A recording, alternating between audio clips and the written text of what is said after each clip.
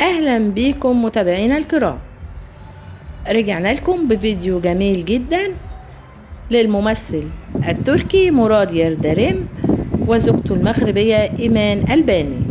الفيديو والتصوير من عقيقة ميراي ابنة الممثل التركي.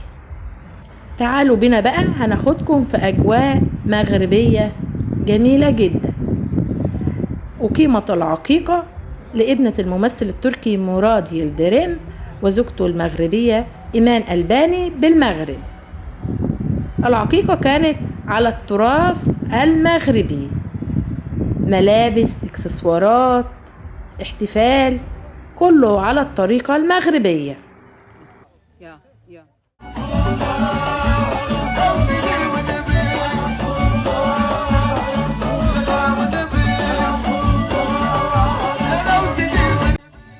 نشرت إيمان الباني وشقيقتها فدوى الباني مقتطفات من حفل العقيقة الذي أقيم بالمغرب. مراد يلدريم متزوج من ملكة جمال المغرب إيمان الباني.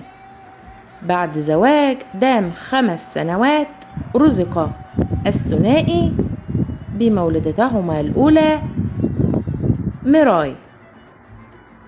العقيقة كانت على التراث المغربي الخالص من رقص مغربي، اكسسوارات مغربية وأزياء وملابس مغربية.